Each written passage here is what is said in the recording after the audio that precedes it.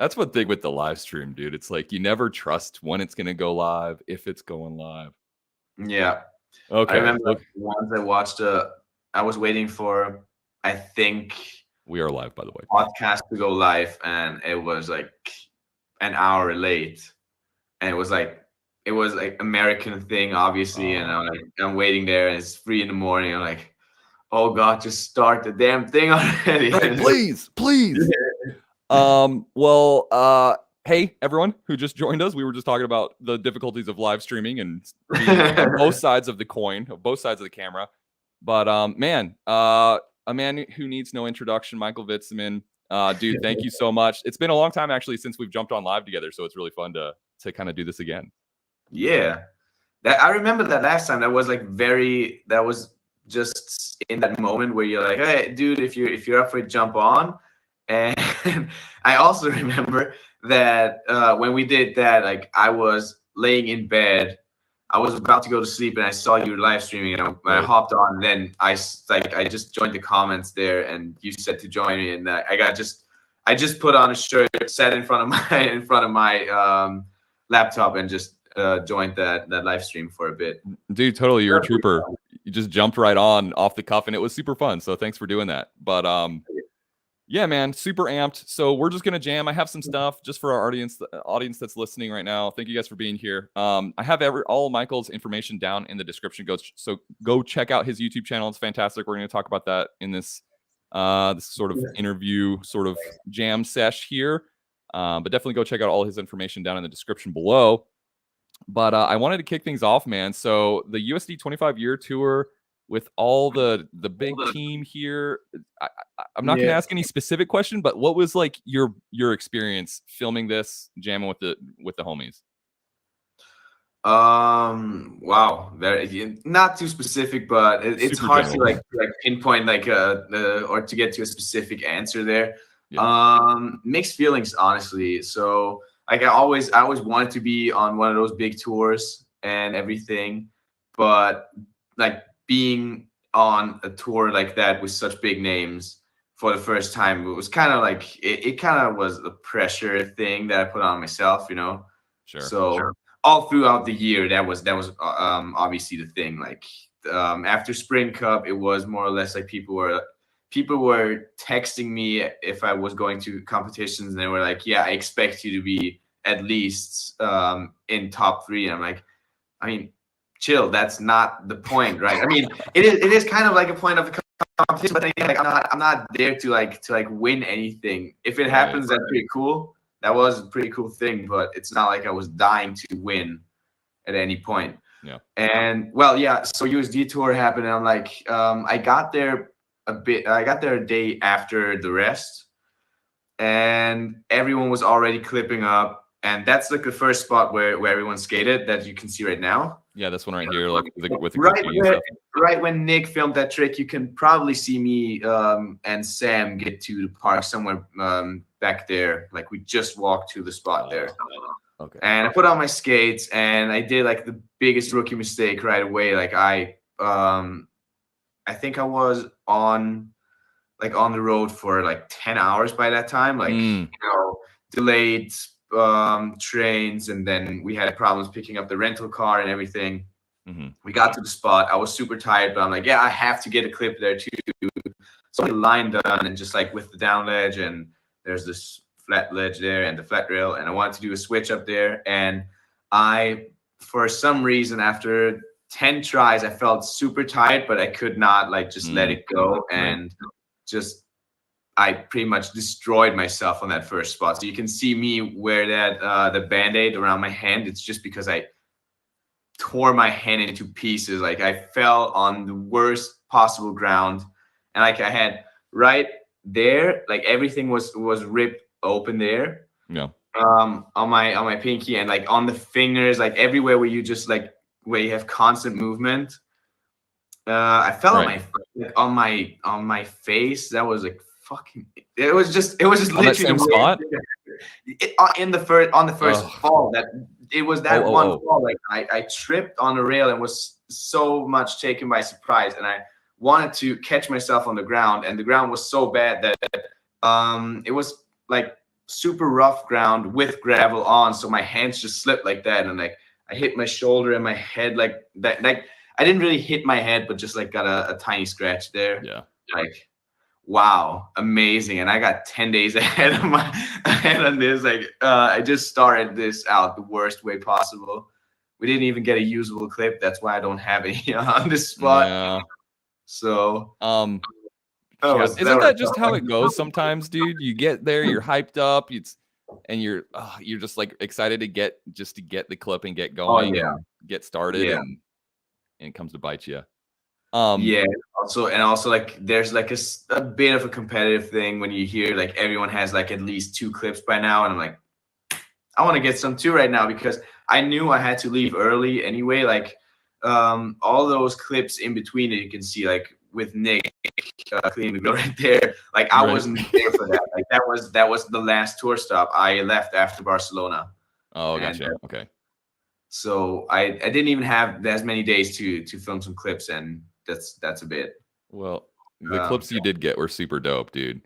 Thank you. So I mean, was this the first time? It might be a silly question. Was this the first time you kind of skated with kind of the whole team together, or was there another time? Sorry, I just zoned out for a minute. Oh no, it's all good, dude. It's all good. I zone out on the clip, and I was just so much focusing on a clip right now. Yeah. No, it's all good. No, I forgot what I was gonna say. Is this the whole team? Yeah. Is this the first time you've jammed with the whole team together? Yeah. Or it was? Yeah, that is. And I noticed how hard it is for me to like, I don't know, not work within a team that big, but just like, it's kind of like you have to get used to it. Like you have to weigh your turns when it comes to skating spots and all that. Like big sessions are super fun, and you get inspired, and like everyone just gets ideas from the other person. Yeah. But then again, like if I go out filming for a project of myself, then it's usually just me and the person who films, which ideally also skates. So it's like, all right, we're throwing ideas off each other, and then we film each other, but there's like no bigger crew to like to have like, let's say, other opinions on spots or ways to film a trick or anything, Right. And that's pretty much the easiest way to get clips. And that's like on the tour, it's super fun, and like it is cool when you're doing tricks and like you land it and you get the reaction from the whole team. But just strictly focusing on the filming part, I feel like I'm more used to just being within like a small amount of people, like totally 2 or 3 people or something. Yeah, totally. But it was a fun experience, definitely. Like I don't know if there's plans for another one at any point, but I feel like everyone like the feedback I saw on the video and just the tour itself was really good. So I could see it as I say logical move from USD to put together something like that again.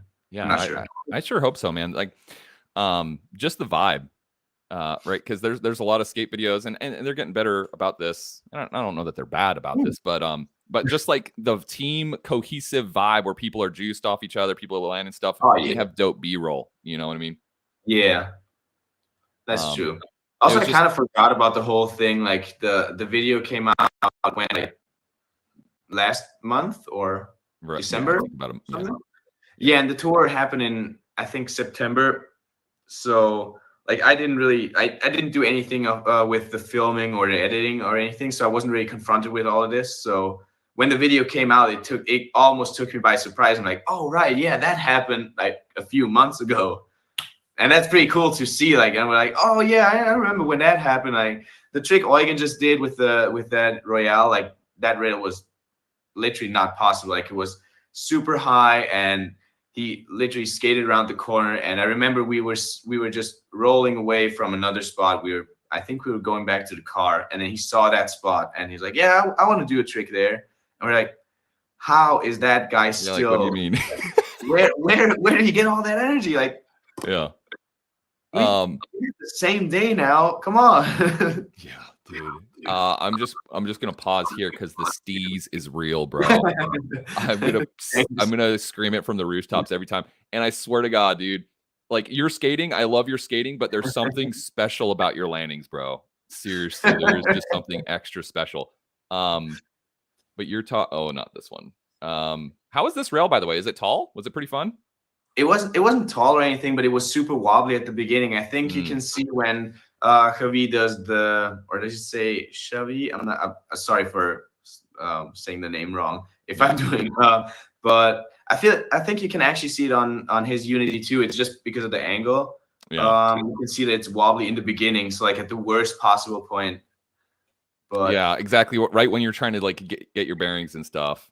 Yeah, man, that front far is so steezy. Cool. And then, oh yeah, you can see him actually. I could probably put it in slow mo, but you can see him wiggle wobbling back and forth. Yeah. That's a technical term, wiggle wobbling. That was really crazy. Like when like Sam and I both went for groove tricks, which worked perfectly because you can just hop right on top of the rail. Yeah. But then seeing Javi do the fish brain on it, and like the first few tries when he tried to get comfortable with it, and just the rail just went like this. And I'm like, oh my God, how does he do it? Like I'm so scared watching him, but I think he never missed that trick. Like it took him like what 4 or 5 tries to get it all the way down there, but yeah, I think we got a fisheye angle of that one. This looks absolutely bonkers. That was insane. Yeah, like, that doesn't even. That's insane. Yeah, so it's interesting, man. So it sounds like there was. I mean, when you first showed up, everyone was already like had already hit the ground running, and was already getting clips, and I hit the ground after that too. Yeah, literally. But just stuff like this, dude. The B-roll, they kind of, like the celebrations and like just this, like you guys just vibe and like it's super dope, man. I just love the vibe. Yeah, that's also pretty cool for me to see, like because I know like what happened at that point, because that was like right when Farmer was about to head out to catch his plane and all that. So that was actually pretty chill afternoon. Like I think that was after this though, like after they skated this rail. Gotcha. Yeah. I'm sort of dude, I'm kind of fanboying so hard right now because like I love this edit so much, and now I get to talk to you, and I get to get some insight, and so do our viewers. So if you enjoy it, hit the like button. There you go. But no, man, what good vibes, dude. Do you have? I mean, this is an impossible question, and I always feel guilty for asking stuff like this. But was there a favorite part of the tour of your experience there? I'd have to like make different categories of what defines like a favorite moment. But like if it was from my favorite like skating favorite moment, it would definitely be getting to Barcelona and putting my Wizards on. Okay. Because for some reason I was just really looking forward to do some Wizard skating. And although Leon had good spots, it was definitely like less of my type of spots, and not really any type there you can see the fish brain. Oh yeah. Okay. As I was sort of sawed out of it. Yeah, so we'll play this back, but watch for the wiggly wobblies here. I'm gonna go full screen, I think. Yeah. All right, watch for the wiggly wobblies, everyone. On Chavi's, I think it's Chavi's fish brain. Yeah. Whoa. Yeah, you can see it. Right. You can see it. But he balanced it out so well, you can barely see it. And that's the subtle stuff that you would never know. Like me, I would never have noticed that. I could watch this 100 times and I probably wouldn't have noticed it. But talking to you, it's like, oh shit. And those are the little things at these street spots that make them infinitely more difficult than just like, oh yeah, I could probably do that. And you get there and you're like, oh shit, this is really wobbly and actually really, really way harder than I thought. Yeah. Man. Yeah, so cool. So all right, sorry, best parts. I cut you off. I'm sorry, man. No, I was just like catching up on that point too. Like best part for me personally in skating was just like putting on Wizard skates, skating in Barcelona, because I never had Wizard skates in Barcelona, and I noticed how much more fun the city is even now. Like I love skating in Barcelona, and having the option of skating regular and wizard there is just, I'm saying regular and wizard, but like aggressive and wizard. Right. No, There's no thing as regular. Yeah, man. I feel like that just opens up a whole new world of possibilities. Oh yeah. A whole new world. It exactly that.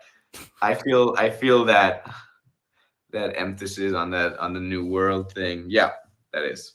No, that's dope, man. I mean, that's kind of a perfect segue because I really did want to ask you about your wizard skating, and it's obviously influenced your skating, and I am so juiced on it, and I know everyone else is. I see comments all the time that just, I'll be live streaming, we'll be talking about you. I talk about you all the time, all good things.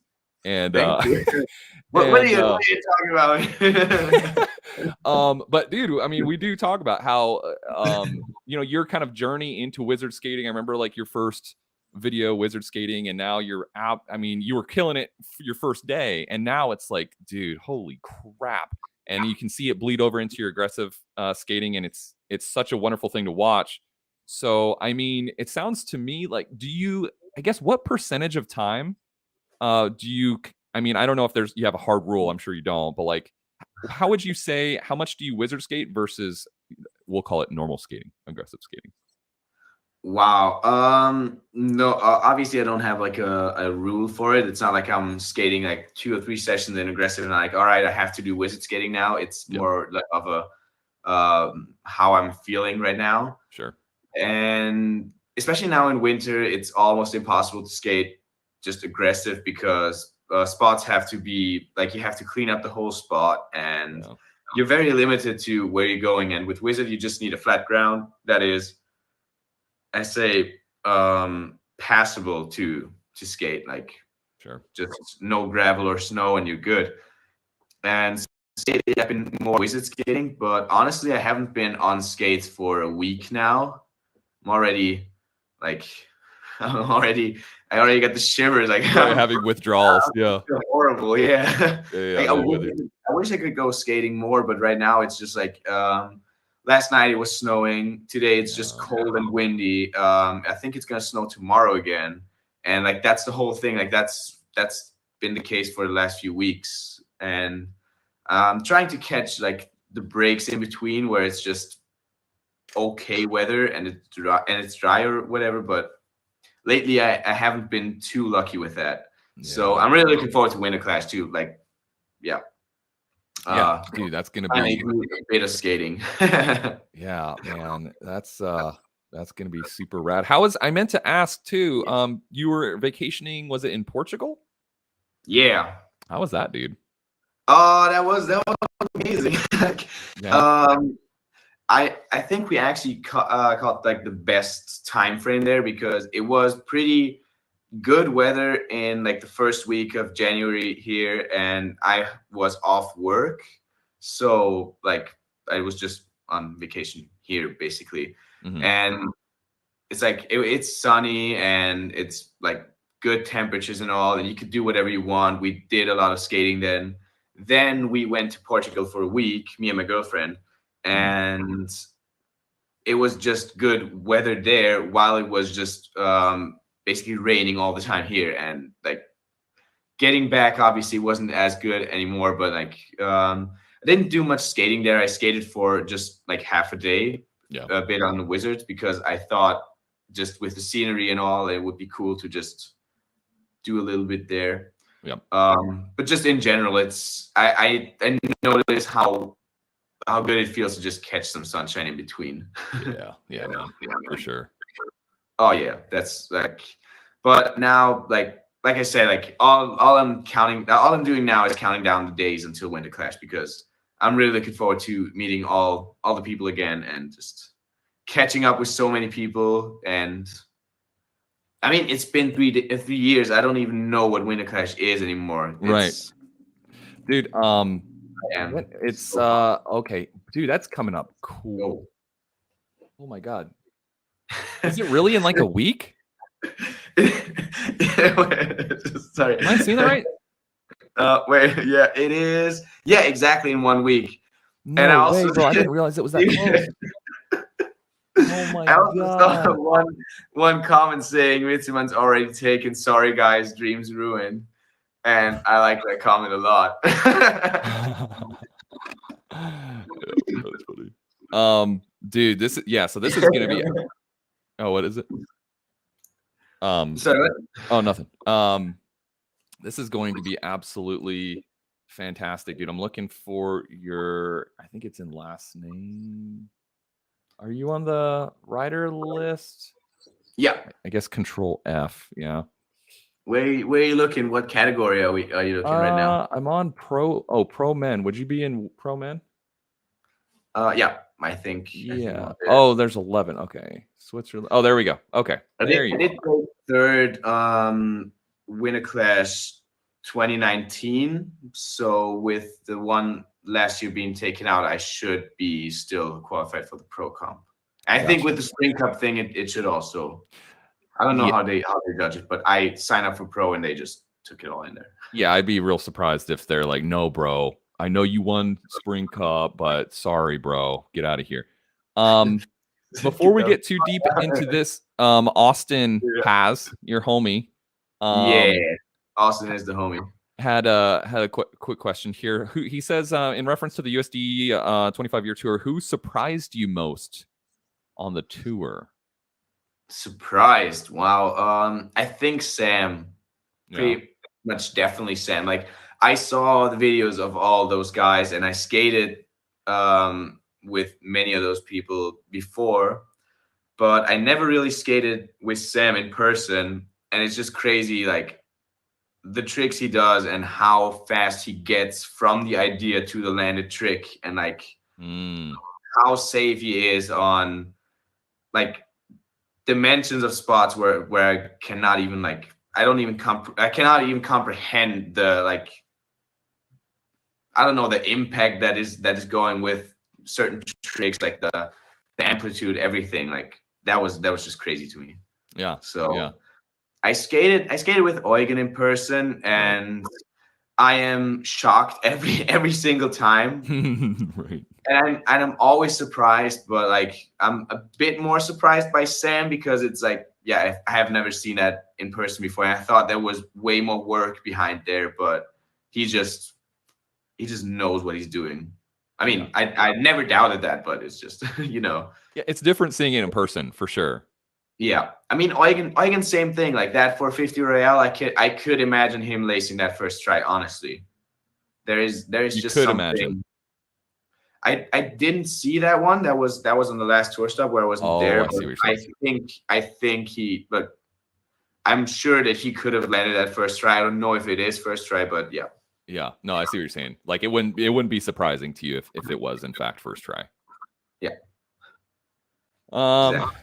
Matthias, which pro are you putting your money on, Ben? Well, the guy sitting in front of us that's on the pro list right here, of course. I'm putting all my dude. I'm betting the house on you, Mike. I'm betting the house, bro. So man, how are you feeling going into this? Pretty much a week away, we'll call it. I know you're super excited. You said you're super pumped to. I mean, this list is basically all encompassing of every big name that's in rollerblading. Like it is crazy how many this is insane big names are there. Yeah. So anyway, I guess thoughts going into it. What are your thoughts? Just have fun. I mean, like I know we talk about like you're not trying to like be ultra super competitive and just sort of get out there. But what are your general thoughts going into Winterclash? So my general thought is not to like focus too much on competing. Actually, like I am gonna compete and I'm gonna skate there because I like to have the park for myself just for the few minutes there and just try a few things here and there. Mm-hmm. But I do have plans to go to Barcelona after Winterclash, and I want to skate there and not hurt myself before, you know. On the first and week, I would rather just like try to catch up with more people and skate in between and just see how it works. Like I'm not there in a like athletic sense of like, all right, and I'm gonna warm up that day and I'm gonna try to get this and that much sleep in between because I know that I cannot like live up to those thoughts, so that doesn't work. That's not how Winterclash works. Yeah no man, it's funny. I've only competed in some pretty small competitions, but like the nerves are super real You know, it's so tough. And so like someone asked me, someone kind of newer to skating, or they were doing their first competition. Again, I'm not like some big competitor, but it's like just treat it like a session with the homies, dude. Don't get in your head. Don't be like, I'm going to try to do something I'm not used to. Like just session with the homies and let it unravel how it unravels, kind of thing is my best advice anyway. That's why I like a street competition so much, because it's like you're skating one spot and it's not like, all right, that's your heat, and now you have to like figure out how to skate this park the best within like 2 or 3 minutes. Right. But it's rather like, all right, we're staying here until everyone has done their last tricks, like until everyone says like, all right, I'm done. Like, okay, we're good. Yeah. So I used to compete a lot in street competitions like years back when they actually were still happening around here. It's been a while since then, but if I happen to get the chance to, like, if I have the chance to compete in a street competition, I will definitely do that again. Like, I prefer it over park, but I do like watching park competitions because, just especially Winterclash, because people can skate ramps so well and I cannot, and I'm just blown away by that. Same, bro. I'm right there with you, bro. Oh, completely. Like there's an event called Ramping Camp. I don't know if you've heard of it, but here in the States. Yeah. Eddie tried to get me to go there many times. Yes. And so that's the same thing. It actually works out perfectly because I don't even feel enticed to skate that much because it's like a healthy, big size spine. And I'm like, it actually works out because I'm like, cool. I don't feel like I'm missing out when I'm filming. Yeah. I'm just like sitting back and enjoying it because I wouldn't be skating this at a high level at all, not even close. So I'm happy to do that. True. So Ben asks, what's your this is an interesting one. I'm not sure what would pop in my head, but what's your favorite trick that you hate doing? Like a strange, I don't know. Like, so what's like a scary trick for you that you're super amped when you land, I guess? Maybe that's how I would frame it. All right. I would have not said maybe scary, but like a trick that just, I don't know, like a trick that's being a bitch sometimes for me is true macchio.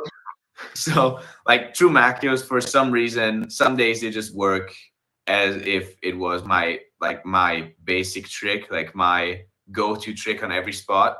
Not that I would do it on every spot, but I would just just try it on some rail or on a ledge or something, and it would work perfectly. Just I could try to play with that trick. And then there's other days where I'm jumping on as if I was just starting to skate. Like, what is going on? So like, I love seeing that trick when people do it, and I love how it feels when you get it right. Right. But sadly, I usually don't get it right. So I think that's a great answer. That's a perfect answer. Thank you. So yeah, that would have been my answer for that. There's many tricks where I have to like really try to get comfortable with it, because it's, well, it can feel like a sketchy one at first, but there's just tricks where I really want to see myself do them, and then I have to like overcome that fear or that like feeling of uncomfortableness, if that's a word even, but you know what I mean. Yeah, I'm with it. Dude, so I'm just throwing these questions at you. Let me know if you want to hold the questions to the end. It's up to you. I love it, but are you actually going to Winterclash? Am I? I'm not, personally. Why not? Man, just money, dude. Like, I'm like so grateful for all the channel supporters and Patreons and stuff. But like a plane ticket over there, and that's a different kind of money. That's true. Man. It's just since basically doing this full time, like it just is a little bit tough to do trips like that right now. But you're doing all the YouTube and streaming thing full time? Yeah, full time, man. This is it. So nice. Yeah, so I try to put a lot of time into it. And so there's not a huge amount of additional income outside of this. I mean, there's enough certainly to get by. I'm not like freezing and starving or anything, but for like big trips, I have to like budget very closely on what I do, especially because I just bought this laptop I'm on streaming. I really needed, honestly, because I've been streaming a lot more, and this laptop has been really, really great for making the streams a little bit more cohesive and a little bit better. So that was not cheap, and so I'm a little bit in budget mode right now, but we will be living vicariously through you for sure. Oh yeah, but yeah, I mean, I get the whole thing, like making good equipment and just get this going. Like, but when did you start doing this full time? I would say it's been just over a year that I've been doing it full time. I was in real estate. I was selling. Wow. I was in commercial real estate, and I enjoyed it, but it wasn't for me. And I decided, you know what, man? I had just got out of the Air Force too. I was in the Air Force for 10 years. Went straight into real estate. And said, you know what, man? I'm super passionate about making videos. I'm super passionate about rollerblading. Like, let me just do this full time. And so that's what I'm doing, man. So it's been Congrats, a wild ride. So a lot of the things, and I did want to actually talk to you about this too. I don't want to get off Winterclash, too soon or anything. But basically, you put out that video where you've been vlogging for about a year now, right? Yeah. And you made some really highs and lows. Sure, yeah, dude, seriously. And I think you and I are both like, you have a lot more on your plate than I do. Like, I just do this full time. You have a lot of other moving parts for sure, like your job and a lot of other things. My life is pretty basic.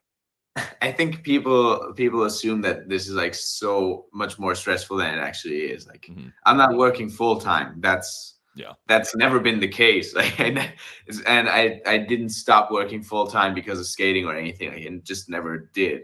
Right. And I'm living on, like, I'd say like an easy budget. Like, no trouble with money or anything. But it's like I'd rather have the time than the money. Totally. But no time to spend it, Right. And that's a decision that you can make. It's like, you could have more money and be able to spend more, but it would at the cost of time, right? Trading that time for money. Yeah. Where were we at? Where were we going with this?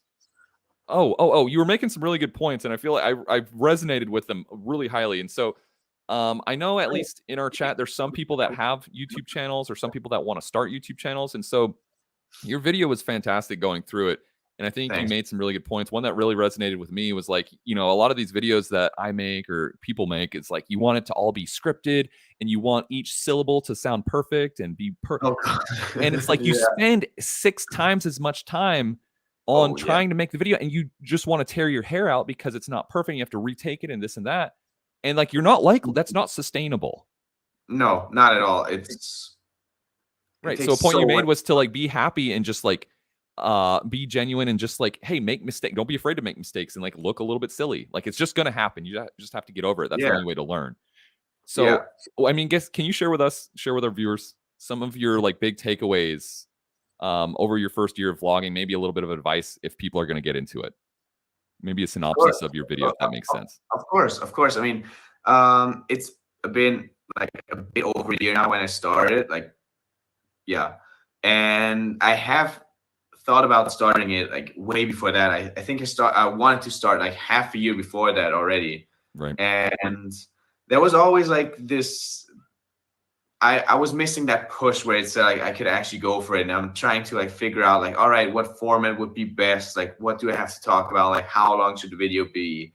How much skating should be there? How much do I want to give away new tricks that I'm trying to figure out that I want to actually involve in new sections? Like, how much do I want to like leak new ideas? But then I'm like, this all does not make sense at all. Like, that's like the least natural form of myself. Right. And at some point I was just I was seeing, like, I think Biz was on Jump Street and he was talking about how he started This Week in Blade, and I was like, and he just said stuff like, first thing you have to do is just start, just go for it, right? And just take that step.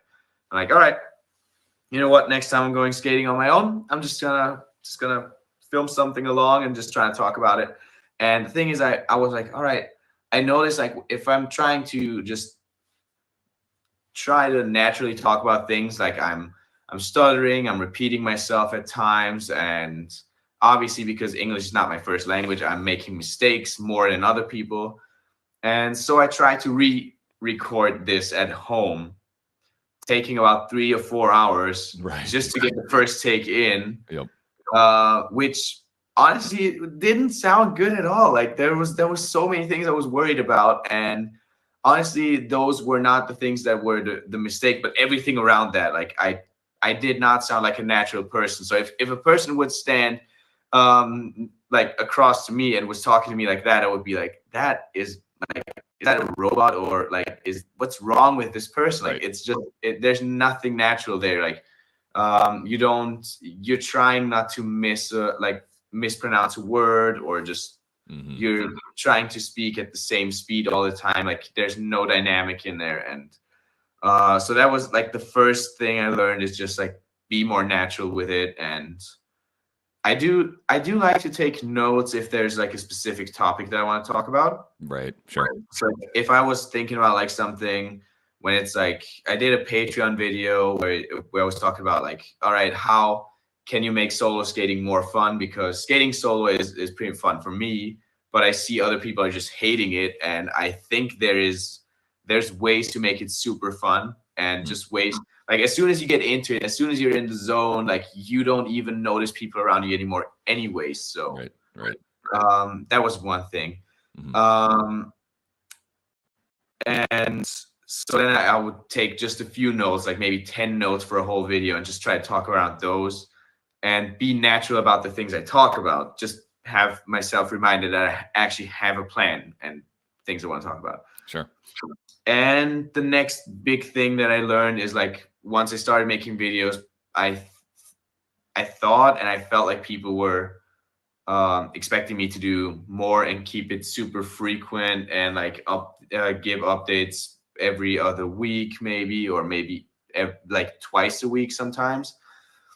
And I noticed, like, the more people were trying to confront me on this, like, the more people were saying, like, hey, we want to see a new video and do this and do that. Like, I always encourage people to give me ideas, but I cannot promise to work on those right away and drop a video the next day. Right. So when that happened, I was like, all right, you know what? I'm just going to take a step back and do a video next time I feel like it, right? And I think that was when I was in New York, and people were talking to me about the videos. That was pretty cool, actually, that people were confronting me about it. And they were like, hey, when's the next video coming out? And I'm like, next video is going to come out when I feel like making another video. So right. Just don't expect anything soon, because right now I just want to skate and film for my street videos that I'm working on and stuff like that. Yeah. And right now I notice, like, I can make more time for it, and I can actually focus on giving it 100%. And I do have a few ideas that I want to work about. And there's just some days where I'm like, all right, I don't want to work on it, and I'm leaving it. And then there's other days when I wake up and like, all right, I'm hyped now. Let's get it going. Like, and for some reason, I wake up with a concept in my mind. Like, I'm like, all right, I'm going to try it this way and that way. And looking back on almost every video I see, I make mistakes. I do, like, I missed the point that I was actually trying to make, but not in a bad way, like, not too far off, but just like somehow not really the thing I wanted to talk about or do, whatever. Yep. But then again, it doesn't really matter, because that's all in your head. That's just like, that's the same thing as if you want to try a trick and you film a trick and you're like, no, I did, let's say, this weird thing with my hand, and then you notice when you show this trick to someone else, like, the only person that noticed this is you. Right. You know, like, you're setting. I noticed how much my standards were going up every video, and I was getting back to that first point now that I'm talking about it. Actually, like, I was trying to not make any mistakes anymore. Like, all right, I learned this from the last video. Now I'm never gonna do that again. Right. Well, that's not how it works, right? Right. So yeah, no, sorry, guys. Sorry, I'm just drifting. No, you're good. No, that's what I'm looking for, dude. Just go down the rabbit hole. That's what we're here for. Yeah, I mean, but it is a fun experience, and I'm happy to, like, have caught that motivation and energy again. So yeah, right now I'm feeling very pumped on doing videos again, and just like there's always like things like topics in skating that I want to like generally talk about, and I'm like, all right, I can just wrap this up in a video and just like share my opinion with people, and that's basically what I'm trying to do. Yeah. It's such a fine line. Maybe not a fine line, but it's a balancing act of talking about what you care about and just being completely natural, and then packaging it up in a way that is like easy to watch and tells a compelling sort of it makes a cohesive sort of story of a video or whatever that is easy to watch. So it's best of both worlds. But to get to that end point, yeah, so it's tough. It's a balancing act for sure, at least that I find. So True. Dude, I literally thought when I was watching this video that your background was just like a green screen, bro. No, that was Portugal, man. Dude, it's so gorgeous, bro. Absolutely envious. Oh yeah, that was insanely good view. And like, because it's off season, like no one's trying to go on vacation right now. Like, you can see the beach is literally empty. There's like one person walking their dog, and that's it. Right, man, it's gorgeous. I mean, it literally looks fake, dude. It's just insane. So back to Winterclash. Someone else asked, is there anyone specifically that you were looking forward to seeing or skating with? Was kind of the gist of the question someone was asking earlier. Talking about like someone I have never met before, or just generally? Yeah, I guess interpret it however you will, because I don't think it's specified. But is there anyone specifically that you're really looking forward to jamming with, or whatever? I mean, however you want to interpret it. Well, obviously, if the Kelsos would be there, that would be cool. Yeah. No, I mean, that's a pretty obvious one. If Austin would be there, that would be pretty sick. Yeah. I really like skating with Austin. That's pretty. Yeah, man. He looks like Rob Collette from Australia is there, and I've been in touch with that guy for years now, and I've never had the chance to catch up with him in person. So that's gonna be sick. Very cool.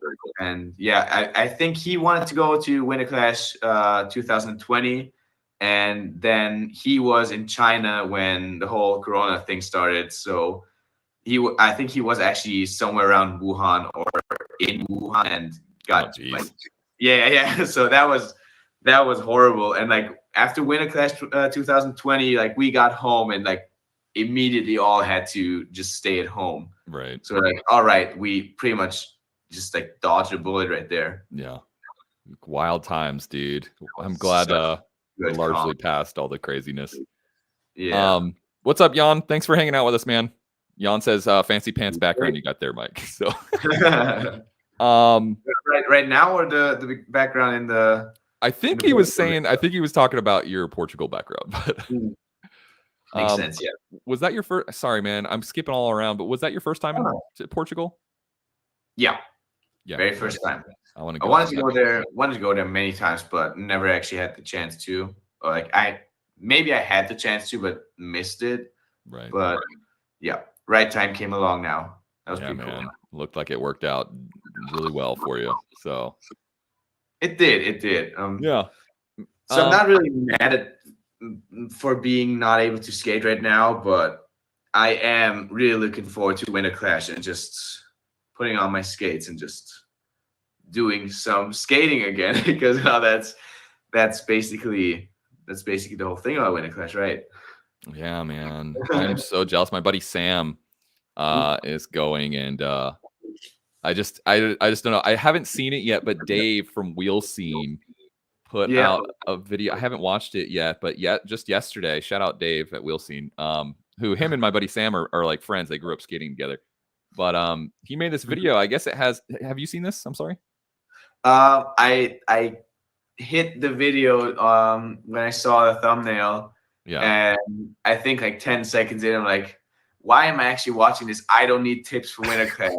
I know how to handle Winterclash. I already know. I don't need. Oh, that's like me with my Google Maps. I don't need directions. I'm good. I'm kidding. Exactly that. So this is kind of cool though, because I would be the person who would really need this if I were going. But pretty cool. Shout out Dave at Wheel Scene. I guess it's sort of a guide on how to navigate the craziness of Winterclash, which is going to be pretty rad. So, all right, I'm gonna hit you with a very important fact right here. Did you catch the Winterclash Worldwide thing 2 years ago, where Winterclash made that app where everyone from all around the world could compete with their team? Oh, I remember hearing about it. I was just actually kind of getting back into skating at the time, so I did not I didn't see it. All right, go on YouTube. Okay. And all right, sorry, I have to check for myself if that is on there. I think the Winterclash worldwide, and then also add TWG maybe. Okay. Try to see if it's up there. I thought I uploaded it. First one, let's go. Sick. That's our video. That's our video right Sick. there. Whoops. Was it a short? Did I upload it as a short? Wow. Okay. Well, I'm not I sure. I had it on Instagram, definitely. I know that. So I don't think that can you hear the audio yourself? I can't hear it now. Okay. So that worldwide thing was like they made an app with various challenges that you had to film yourself do a special trick or like open a can of beer with chopsticks or or this. And I think it was over 300 challenges that you could do on a weekend. Oh shoot. Yeah. So it was like, you had like a Winterclash at home with your buddies, and me, Flo, that's this guy, Brian, Marius, and Fabian. So like that was our Winterclash team, as if you want to say it like that. Sure. And so the thing is, like, all right, there's one winning team that completes the most challenges, and as it happens, there were 4 teams that did all of the challenges, like every single one. Right. And one of them included getting a tattoo. That's why I'm having this right here. Can you see that? Yes. Yeah. I got this tattoo for the Winterclash thing, for the Winterclash challenge. That's dope. Can we get another close up of it? Actually, now that I have it blown up. Sorry, man. Wait. That's right there. That's dope. Nice, dude. We did that like very last minute to finish the last challenge of the Winterclash thing.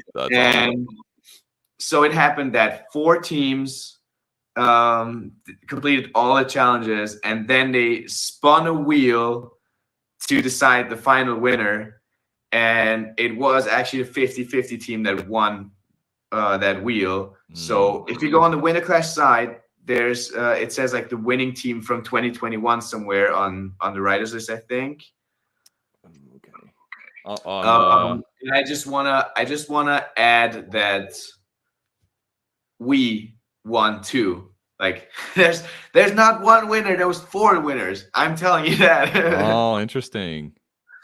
So 05. Okay, so hold on. Let's see if we can find it. I'm just thinking back of how much effort we put in there. Like we took it so seriously. Like I think we had to finish like at least 70 challenges a day to no more.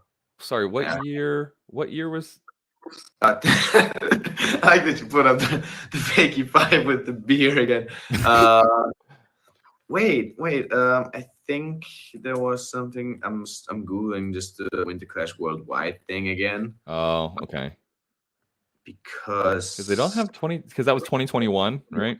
Yeah, that was 2021, and I'm kind of bummed that Winterclash is only showing like the team that won that wheel, because they were actually surprised that any team could finish all of the challenges.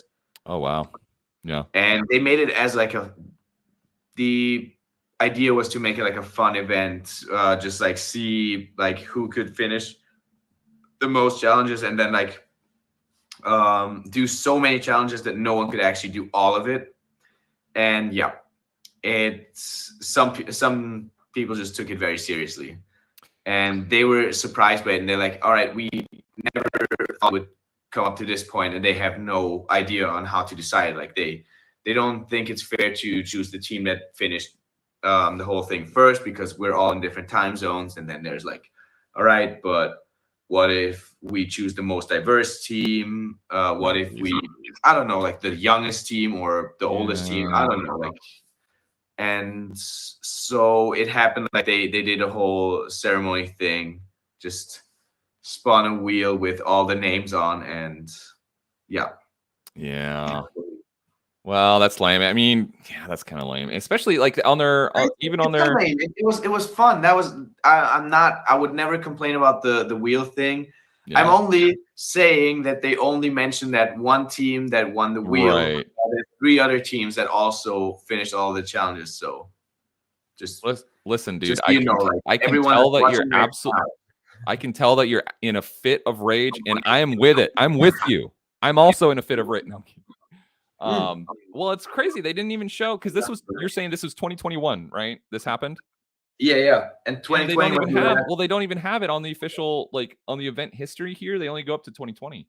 So they didn't even. It's not really bad the way we say it right now. Like it's. I'm not complaining about the way they chose the winner. I'm just like. Oh yeah, go on Instagram. They have like they put up the writers list there in a picture, and then it says like also Winterclash 2021 winning team or something. It's Winterclash _official, probably. Yeah. Yeah. Okay. 2021. 2021 did exist. It did exist. It was a thing. Yeah, on the yellow picture right there. That's 2023. Yeah. Oh, it is this one? Yeah, I think the newest writers announcement thing is that bottom right there it says the on the picture it says winning team 2021. Oh, I would have never thought. I mean, all right, that was the deal. Like the winning team will get like their own heat in the pro competition. That was the thing. Right. But there's just 3 other teams that won and they're not mentioned there. And yeah. And it's like you had space, you had real estate. You could just name the team right there because we just literally we have 3 letters there. It says TWG, and that's all. Just put them there. Nah, just to not so people won't get this the wrong way. Like I'm not mad about the whole winning team thing because it was a fun experience and they I feel like the wheel thing was the right way to decide it because it was never intended to go that way, and I feel like they had like a fun and like a very neutral way to decide it. Like it's just up to luck, and just let's leave it like that. But then again, like just for the sake of fairness, to mention like there's 3 other teams that came just as far, but just weren't as lucky in the end. Right. Yeah. I got you. But let's not get caught up on that. Yeah. We won't get caught up in the minutia, even though it's important. Yeah. You won't hear me booing when they're up for their heat. Yeah, exactly. You might hear booing, but it won't be me. Boo! I won't do that. No. Okay, what was I gonna say?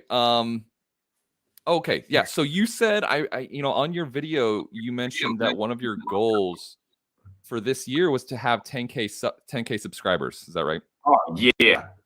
Okay, so that's dope. I think that's super rad, and I think that's definitely achievable on the like the trajectory you're on and the amount of time you're putting into it. I wonder. I guess my question is: are there any other goals or things you want to specifically accomplish in 2023? We kind of talked about attending Winterclash and some of the other things, but are there any goals or things you want to do in 2023 that you want to share? There's many goals for this year actually. So the 10K subscribers was just one thing. I was like, all right, I want to like get further on my YouTube channel and just like try to find a way that's like appealing to viewers, but also is fun for me to pursue. I'm also more involving all of my Patreon supporters and trying to see like, all right, what would they want to see? Right. So that obviously is priority. And speaking of, if you want to support Michael Witzemann on Patreon, check out the link in the description below. Check it out. Sorry, I got to plug you, man. You put the link there. Nice. Got your link. I got your Insta 360, bro. If people want to buy your Insta 360, damn, that's going part there. You got it going. So the my goal for YouTube is just to reach more people, reach more subscribers, and then Patreon would be like same thing basically, just trying to reach more people. And I do have some ideas for like very specific Patreon only projects that like one I'm working on right now, which I think would be a very cool thing.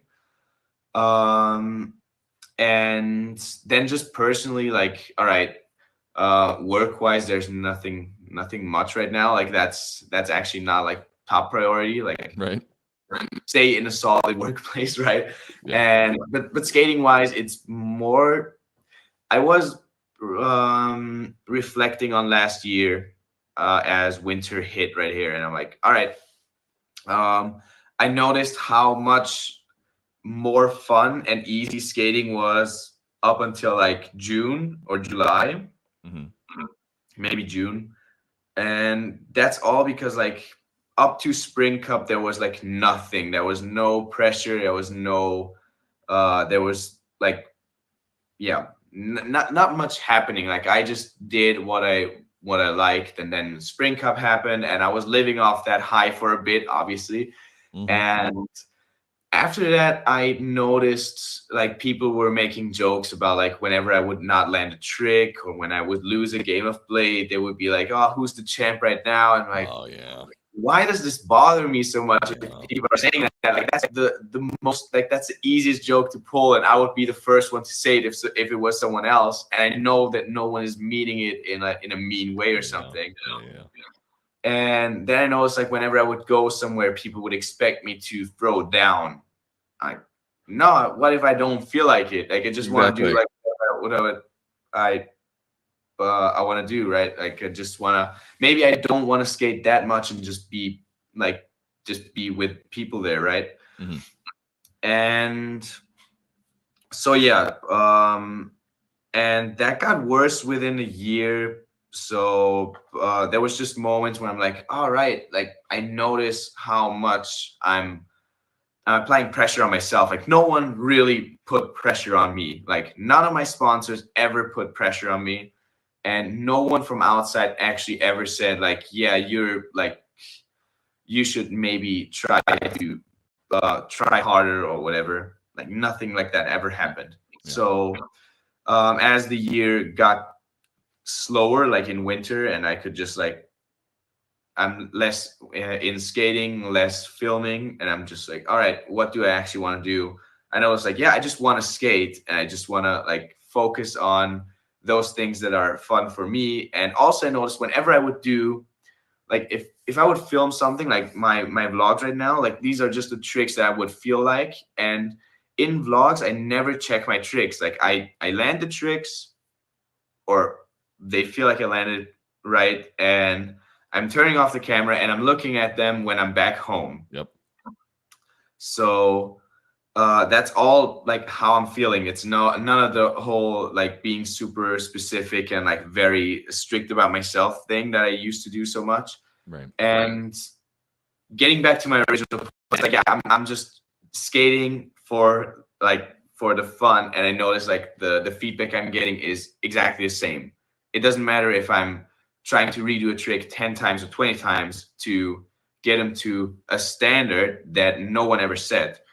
But if I land a trick and I'm just hyped about it and I feel good about myself and not like super stressed out, like it has the same outcome on other people, but it definitely has a different outcome on me. Like if I'm landing a trick for the first time and I'm just leaving it that way, and there's maybe there's some flaws in there,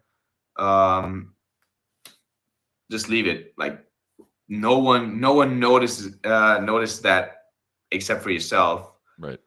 And so what I'm trying to do for this year is just like focus more on myself and not trying to like compare myself or try to apply any pressure, because that actually when I started to do that, I like pressure doesn't work well for me.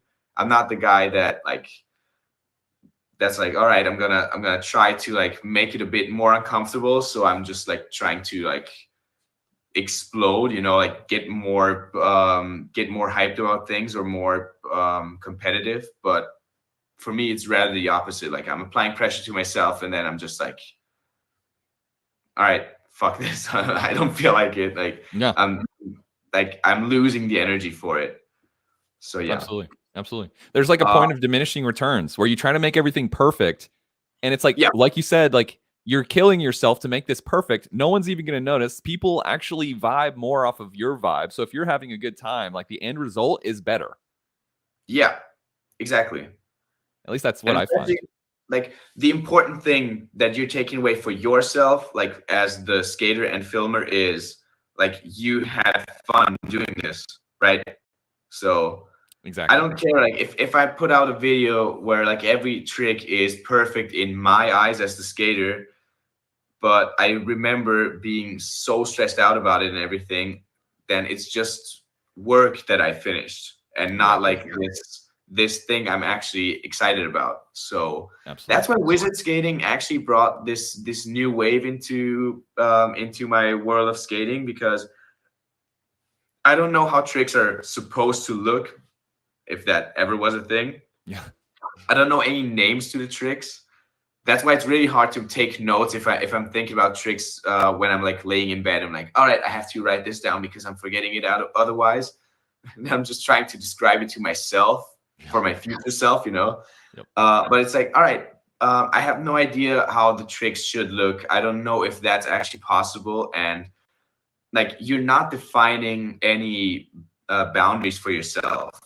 You're just like, can I do this? I'm gonna try it. And you're not leaving it after the first try. Like, you're like, you tried it, it didn't work, I'm gonna try it again. Maybe you're trying it a whole day, you know. And with aggressive skating, I noticed like many times it's just like someone's calling a trick and I'm like, that's impossible. Just because I think I know this for myself.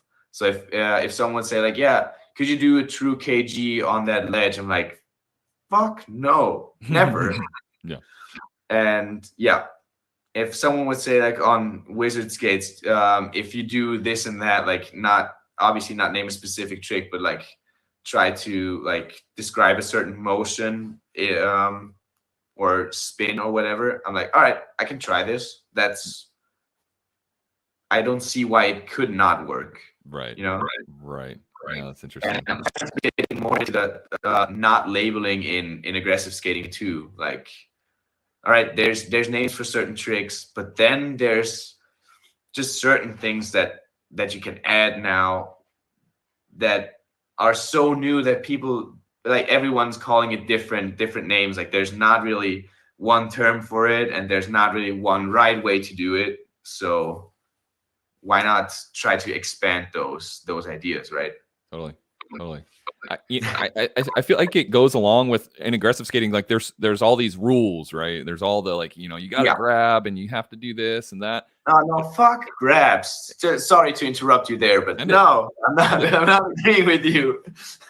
Oh no. So here's my thing is, like, there's all these in air quotes, right? These rules, like, oh, I know what you get. Like you got to land fakie, or you got to this, or you got to that, right? But what's cool, and I was listening to Austin and Billy talk about this the other day, where it's like, I think Billy said something to the effect, I was thinking about this, like, you like lay in bed and you just think about stuff. I was thinking, he said something that kind of resonated with me. It's like, hey, at least like know the rules. And if I'm misquoting, I'm sorry. But it's like, basically be aware of these rules so you can intentionally break them, and break them with style, more or less. Exactly. You know what I mean? Exactly. I think I heard that too. Yeah. Which I think is a beautiful take on it. I think that's perfect. Yeah. Like don't it's one thing to just clobber around and like, whatever, but like knowing the rules and then knowing like a really cool way to break them that works and looks dope. I think it's all about control and intention. And I think those are the two words that he said. It's like, what are your intentions with this trick? And then is it controlled? And if it is, then fuck the rules. Like, just do what looks good and feels good. Exactly. Like, there's this thing about like I think the rules in aggressive skating, or the rules we made for ourselves in aggressive skating, they came as like a help to like do tricks in a proper way, like to like be safe and like usually stylish on certain tricks, right? But then like for a long time, no one really questioned those rules. Like, let's take grabs for example. Like, people are saying like, yeah, if you don't grab a trick, it looks awful. And I heard so many people over these years with many different skaters always say like, oh yeah, but if he doesn't grab the torque, it actually looks sick. And I'm like, yeah, you said this about so many people by now. Don't you just think that you can just generally make it look cool if you know how to? Like, it's not like you're like, your feet don't know where to go if you don't grab the other one, right? Like you said, or like you were quoting, right? Like Shawn Michelson puts it here really well. Like, learn the rules so you know how to break them properly. I think that's the quote I was looking for. Yeah. I think sounds right. Yeah, that does sound right. That's a little bit more articulate than whatever the hell I was trying to say. But no, I think it's interesting, and I do like the direction that skating is going. And like, if you want hammers, they're out there, right? Like, there's still, you know, Stefano Fano is hucking himself down huge stuff. Like, there's still people doing massive, huge, risky tricks. But there's also a whole new style of skating out there. So it's like you have whatever you want to pick and choose, you can, kind of thing. I see someone said I wasn't allowed to grab. I live too close to Philly. That's a pretty fun one. That's funny. Man, I don't know why sometimes here's the thing, dude. Actually, you know, this might segue right into it, because you're wanting to start live streaming, or at least considering doing it. Is that, I'm not sure if we covered that at all yet so far, but like, as far as you're doing live streams on your channel, like, what's kind of the outlook on that for you? Like what I'm trying to like cover on live streams or whatever. I guess, like, are you like, when do you kind of want to start live streaming? What do you want to live stream sessions? Do you want to live stream just like what we're doing type stuff, or what's your kind of vibe on that? I think the live stream would be I'm trying to be more like what we're doing right now, just like I feel like there's always so many things going on in skating, and there's like so many things that you can talk about, and like once you start with one topic, it just always leads up to the next one and the next one, and you're like you do right now, like you're watching through videos, and then someone's like, yeah, you have to see this and that video because there happens something very similar or whatever, like just as an example. And I like that. I like sharing thoughts about certain things, and right now, as so many new videos are coming out, I like to hear people's opinions on it. Like, that's what I used to do when I was skating a lot with Marius, when we would live close to each other. Just the first thing when we saw each other was just like, did you see this video that just came out like yesterday or something? And then we would just until we got to a spot, we would just talk about the videos that came out recently. And that's a pretty fun thing to do, and I like to do that still. And I think that's also one of the things why I started doing YouTube videos in the first place, because I just like to talk about skating and the things that are happening and like my thoughts on it. And I think the live stream would be a more interactive way where you could actually just like throw in questions to something that's been said or it's been done or whatever. Right. It's like, I would be stoked to just have this conversation with you without doing it on live. You know what I mean? Just like BSing about your trip to to Barcelona and this and that. Like, I would be happy to do it if no one ever watched it. But hey, if people actually get value from it, then why not? Like, let's just do it live. So more people, just like you said, it can be more interactive. And so like, it's not just us having the conversation. It's now people that are engaging and asking questions and making comments and driving us to go look at new things that we might have missed. It's super fun. Super fun. Dude, so I'm just looking through the chat right now. Did someone there's a question, when was your last straight gap over stairs? Is that question meant for me or for you or for someone else in the comments, maybe? Dude, you go ahead, man. Send it. I'm sure it's for you. You're the guest. In the YouTube video, you saw it. It was over stairs and a rail. Oh, in the USD team video? Yeah. Shoot. Man, I don't know why. So I was going to mention this earlier, but like, for some reason on StreamYard, the one we're using, it's really easy for interviews like we're doing right now, but for some reason it like clogs up. Like, I don't know if it's like GPU or something, because on OBS everything works really, really well. So I don't know. That's the most frustrating part of StreamYard, is like this. Like, I have super fast internet, a super fast computer, but for some reason StreamYard just doesn't like to play nice with YouTube sometimes. Anyway, whatever. You're trying to watch the video with me on Rams. That's why it says like, yeah, no, that's not gonna happen. Is that what it is? Okay. Well, do you know approximately where at in the video? I guess so the straight air, it was a straight gap. For some reason, there's so many tricks in there that I'm sorry I can't envision it, but we'll try to find it. What was kind of like the story behind that one? Sorry, I'm just a bit lost in the comments now. What? Sorry. Oh yeah, dude, it's so easy, bro. And once you start streaming, like, bro, you'll see it, bro. You're like reading comments and like trying to like, oh, dude, it's so much, bro. Tree says it really well. Like, you know, Tree is really good at sort of articulating like there's a lot going on.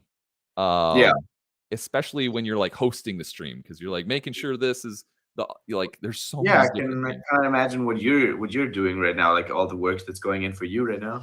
There's a lot of backside stuff that I don't think people quite understand, and it's like it's sort of a dance to dial in over time, but it's super fun. It's super fun to learn. So, any idea where at the video we can see your dope straight air? It's not a dope straight air. It's just a straight air. No, I'm sure it's dope, bro. If you're doing it, just keep rolling through. I think we watched it before, like when you watched the video before, it definitely came up. Yeah. I wonder. Hard to tell. Yeah. Well, maybe we can just let it ride. But I mean, you can. Yeah, I would definitely see it along the way. Anyway, yeah. So I guess we're like just your straight air and then just gaps in general. What's your sort of appetite for gaps and stuff like that?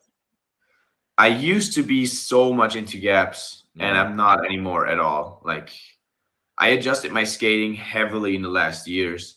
So, like, I used to be all in for big gaps, and I still like it to see when people throw down 540s down big gaps. Or it doesn't even have to be a big gap, but just like a legit 540. I love that. And I used to try to also do that. I was always super proud of it, and yeah, it's just like I have a bad knee, like every skater probably does, and since I'm not really usually one for big spots, like a gap is so much out of line for me. Like I barely do them, but every now and then there's just one gap where I'm like, all right, that one looks just right, and I can see myself do, I don't know, like straight air 540 fakie 7. It doesn't matter. Like sometimes it just comes along like that, right? And yeah, so that's right now. You don't really see me do gaps. I used to just be a sucker for gaps, actually. Like when I was like 12, 13, that was like all I did. Like I couldn't jump on rails, but I could definitely just jump down a straight gap. Right, totally. Be fast. What's your thing on that? Dude, it's just, man, I it's hard to just admit, like, you feel every gap. I mean, I'm 33, dude. I'm like, I still hopefully have a lot of time left. Oh yeah, definitely. But it's like, dude, I'm 33 years old. I'm already feeling like any big impact, it's like, oh shit. Yeah. Dude, if I do that every day, like, this is gonna be bad. So I basically, I'm kind of with you on that, man. Like when I was younger, I was just hucking myself off anything that I possibly could climb up on. Jumped off every friend's roof and jumped off. Oh yeah. But yeah, nowadays it's really just like, unless I'm specifically testing something, like the other day I tested the Faction shock absorbers or whatever. Yeah. And so I purposely did some like, you know, small drops or more higher impact stuff than I would normally, just to get that feel. But in general, man, it's just like I avoid impacts, like bigger impacts like the plague, to be honest with you, man. Yeah. But I mean, nothing against guys that want to go do big gaps. That's totally cool. Oh yeah, if you can handle it, that's pretty sick. I mean, go for it. Me personally, like I think gaps are dope. But you know, I think there's a lot more in general. There's a lot more interesting things to be done on skates nowadays than to 180 a big gap. I don't know. That's just my opinion. Yeah, so that's my thing on gaps too. It's just like skating handrails. Like if I see a handrail, I'm not automatically like, oh, I need to skate this and I want to film something there. Like, and then I end up with 1,000 soul grinds or top souls just for the sake of grinding this rail. And it's the same with like I see a gap with like 10 stairs or 13 stairs. I'm like, hey, I can easily 180 that. Of course, I guess actually. But it's like, yeah, it's a 180 down this gap, and like the gap doesn't really look appealing. Like the spot doesn't really work on video, whatever. I guess I'm more trying to see like if the gap offers something interesting to it, like at least visually, like maybe there's like a cool run up or landing.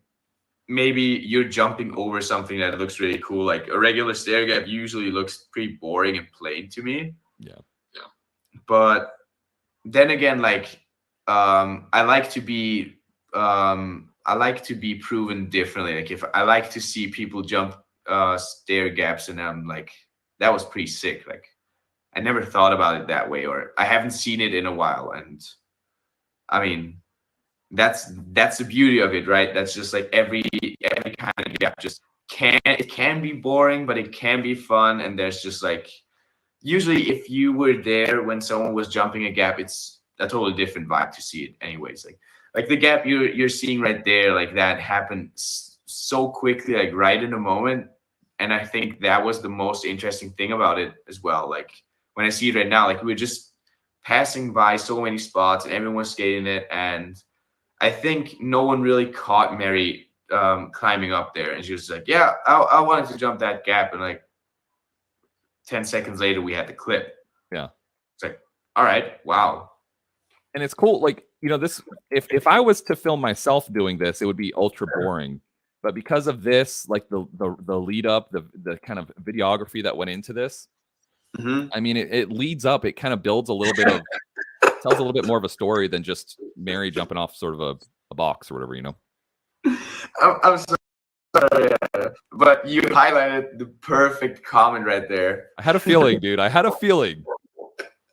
Yeah, that's the homie. He was actually in our winning Winterclash team. Oh, no way, dude. That's dope. Yeah. I had a feeling, bro. I literally had a sneaking suspicion. I'm like, I bet he knows.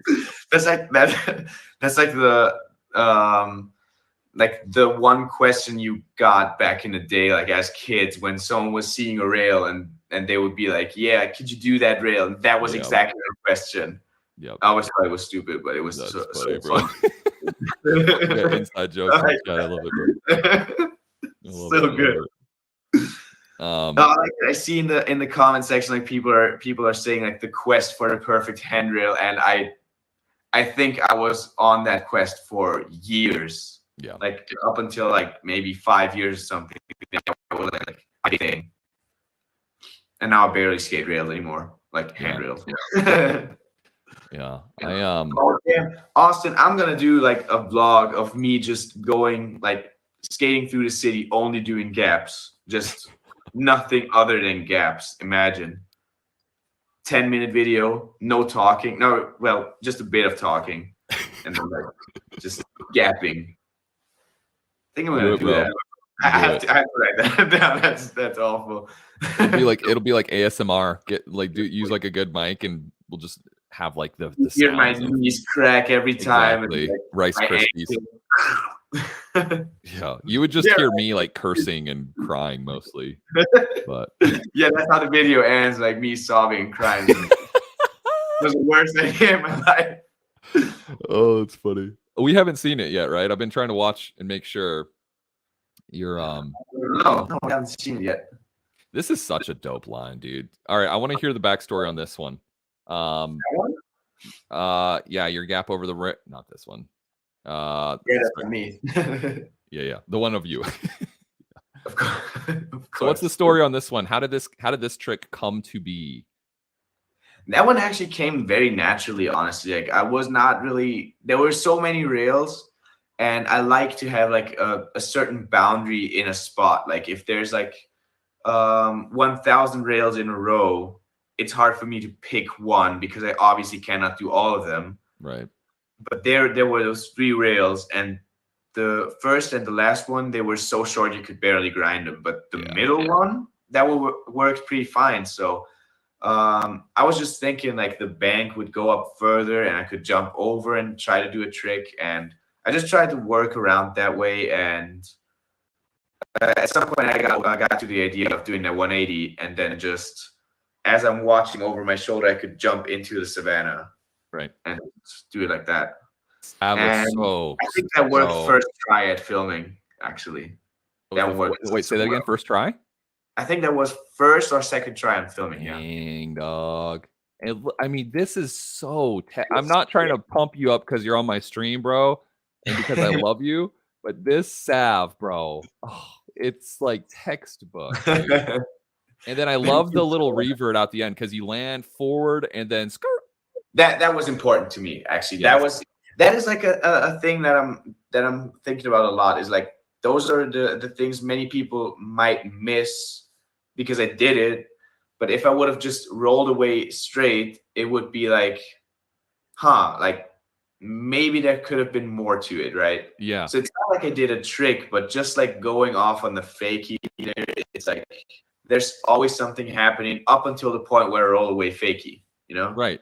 Absolutely. It gives the trick even more character and just it gives it sort of like a final little sprinkle of steez on there that I love, dude. Yeah. Very cool, man. All right, we'll let it keep rolling here. Sorry for the absolute atrocious quality here. I just don't trust that my computer is going to cooperate too much if I take it out of that, right now. So yeah. But anyway, okay. It's gonna come along anytime now. What else, man? Did we cover basically all your goals that you wanted to share with us for this year? I think that is it for my goals. But you never talked about your goals, so dude, I want to hear those. I appreciate that. So mine's pretty simple, man. Like I used to, when I was in specifically real estate, it was all about setting goals, right? Like what's your daily goal, weekly goal, monthly goal, quarterly, 6 months, 5 year, 10. I mean, it was just goals. And in a way, it actually sort of burned me out from setting, super specific, because it's the same way like you mentioned in your video, where it's like if you set out to make a video and it's super specific, which I think is good to have something to deviate from.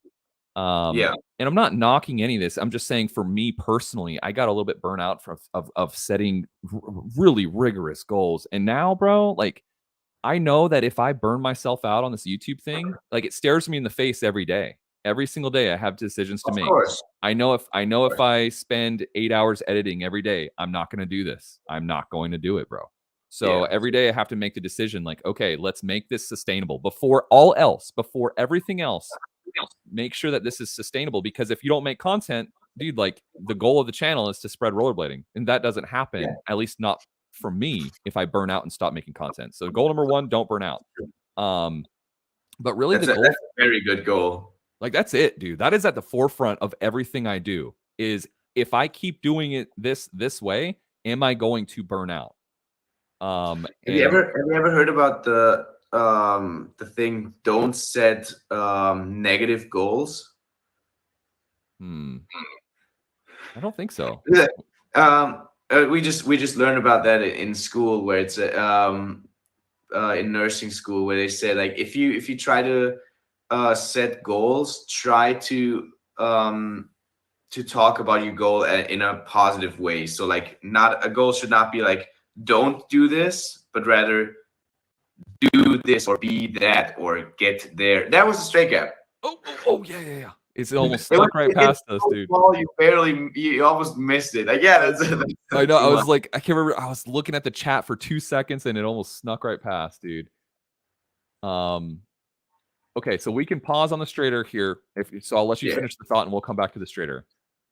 Yeah. So now that's basically just the that's the thought, because I think the don't burn out goal is like a very important and very reachable like you can focus on that every day, but also over the whole year. But then again, if you would, I think if you would like put it in a positive way, it could actually be even more present and more reachable. Sure. So like, I don't know, like stay motivated and hyped about it, or stuff like that, or something. I totally hear Not you. not trying to micromanage you. No, not at all, not at all. No, I really do appreciate you bringing this up because it's important. No, it's important. I've read and I've heard the same thing. It's like, stop avoiding things. Stop like even if just using that language in your goal setting, or using that language in what you're doing. Like, I don't want to do this. I don't want to do that. It paints a negative picture. No, instead focus on what you want to achieve. Like, I want to achieve a sustainable workload. That's my goal. Like, to achieve a sustainable workload with this channel. So yeah, no, I appreciate you bringing that up. Seriously, thank you. Not just, I was just thinking, like, because that's like the very that very famous example when people say like, yeah, don't think about pink elephants. Like, what are you doing? You're obviously picturing pink elephants at that point. So that's the and that was something like I tried to apply to. So I'm like, yeah, maybe it's not like you're setting this goal where it's like, don't do this or that, and then going ahead to do that in that moment, but you're always keeping a negative in front of yourself. Like, I don't have the feeling like you're trying, like you're going that way, but just like, yeah, no, it's maybe food for thought. maybe It's food for thought. working for you. I don't know. Yeah, no, it's super good. Yeah, no, I seriously do appreciate that input, honestly. Because it is. I am going, after the stream is over, I'm gonna be like, oh shit, I have been like, don't burn out, Ben. Don't burn out. When really I should be asking myself, like, is what I'm doing sustainable? Yes or no? It's kind of the question I ask myself at the forefront. But really, to answer the overarching question before we get to the straighter is, because that's sort of my goal, is to not burn out, sure. But the real goal is just a daily goal, dude. It's just, and I say this in I made a YouTube video about YouTube, but it's like, my goal, it's just one single daily goal, is that, did I create, because I'm doing this full time. So I'm like, did I create content today, or did I work towards creating content today?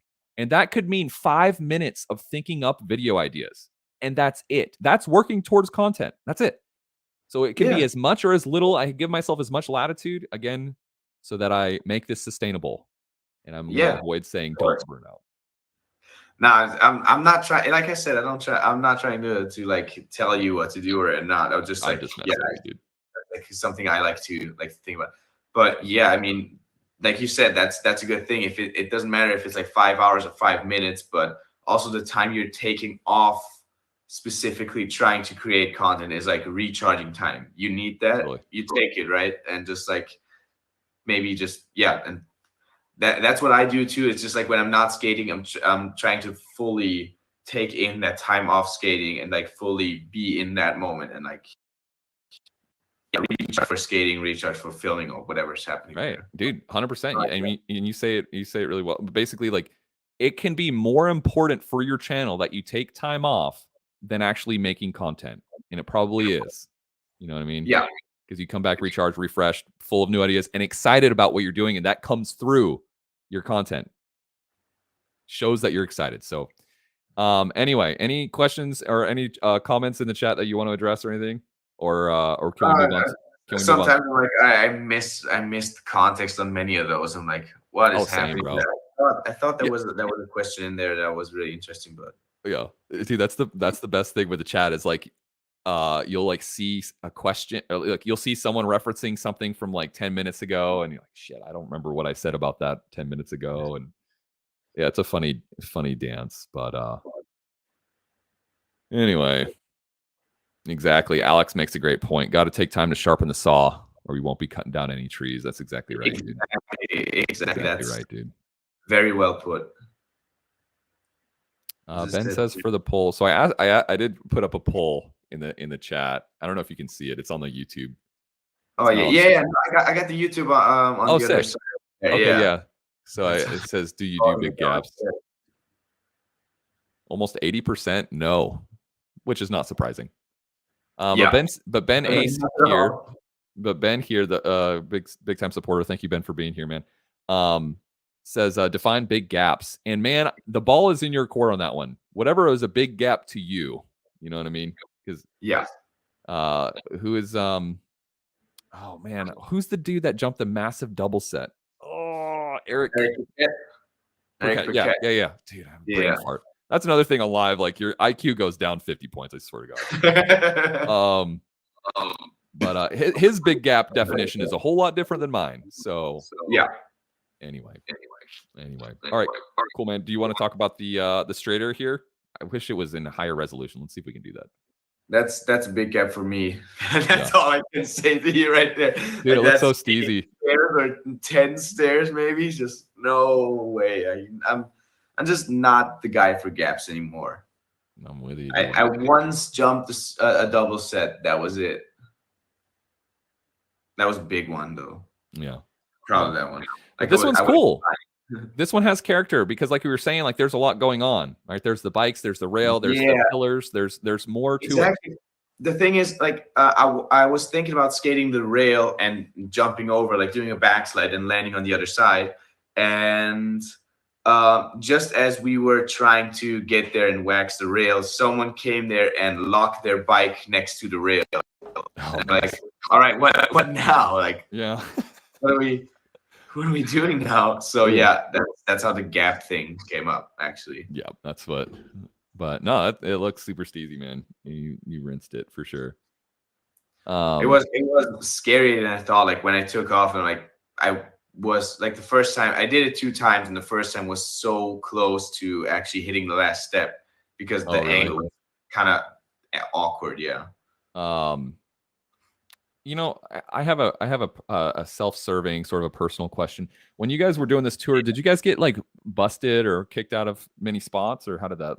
One spot we got kicked out. That was like this just a very short trick in there where I do a hop to a royale on a flat rail, like with a big backdrop, and that was right in front of this old, almost torn down building, and I had to climb up somewhere to jump on the rail, and I thought I heard something from the house, and we're like, nah, just keep going. And we filmed the trick. We tried it one time, and then this guy comes out, and he's shaking. He's like, what are you doing here? Like you could see like he was mad, but he was also shaking. Like I think he thought we were like scary dudes because we're just like so many. Sure. And then he took pictures of me and of Daniel because he was filming me and I was skating, and we're like, what are you doing? Like what? And then he's just like, yeah, he's gonna call the police, and he took off, and that was basically it. Like he did not stay for us to watch us leave or anything. So we got the trick and everything. Like we did not effectively get kicked out at any point. I got you. We got lucky. Go ahead. I was just saying, like, we got lucky on that. Like, anything. Oh, that's dope, man. I've had such shitty luck recently, dude. Every single time I go street skating, which is almost never, it's always a bust, bro. Always. That's so bad. Like that really takes the fun out of street skating. Oh, it does. It takes all the fun out of it, bro. It does. You have to worry about if you can actually keep skating this spot. Like, well, right, and you might have you planned all day, you had everything, and you drove all the way there or got all the way there, and I don't know. It's just such a buzzkill, dude. Yeah, true. This is such a dope. Did anyone else skate this with you, or was it just you on this? No, why not? Why not? Best spot ever. No, I skated with you a lot, actually. But that was also like right next to that wobbly rail. So most people were hyped about skating the rail together. Yeah, this looks like I love the wheel slide too. That whole spot. I could have skated that spot for a whole day. But dude, yeah. Yeah, and to your point too, it's like ultra scenic too. Like we were talking about earlier, like it's more than just a simple spot. It's like the entire like image. More. Super artistic. Big 360. Oh, ditching the hat, bro. Let's go. How was this spot? How would you define? I mean, was this one pretty cool? This little weird handrail thingy. It's a famous spot. I'm not really Oh. I'm not really the guy for famous spots. Like that's like many people skated this before. I didn't realize And that. that's like I think that was actually in video games before. I thought it was somewhere. I thought I saw it somewhere in a video game. I'm not sure. I definitely saw it in many videos, like skateboarding videos and inline skating videos. But usually those types of spots are not really too into me because I don't know. Like they're very worn down. Everything basically happens there. And if it's a spot like this, like I know like I cannot do that much. So I'm just like I'm standing there like I don't know, like I'm very limited at that point. And I got you. I don't like that. I got you. But just for the sake of skating it, I definitely have to do that. Because why not? You got to check the box, right? Or whatever. Yeah. Sean Michelson, thank you for the $5 super chat. He asked, Ben, are you going to Bittercold? I am not going to Bittercold.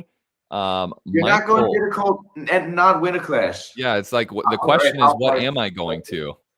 Yeah. Yeah, no, not going to BCSD either, man. It's just super tight on funds.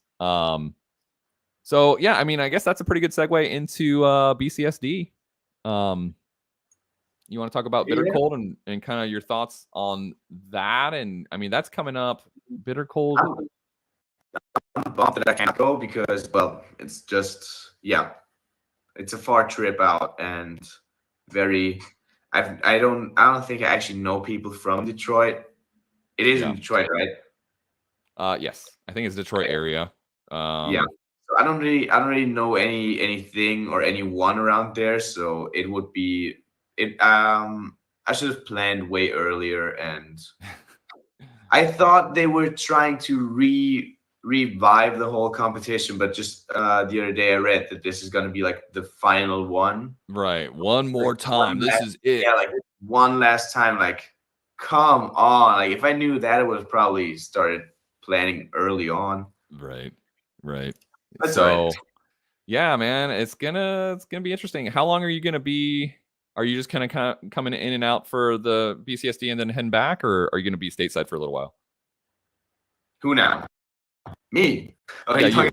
Comments. I'm not going to Bittercold. Oh, you're not? I thought you were going to You're not going to Bittercold. I'm sorry, dude. No, I would have wanted to go if I knew that this was the last one. I'm sorry, dude. Shoot, I totally misread that. Yeah, it's all right.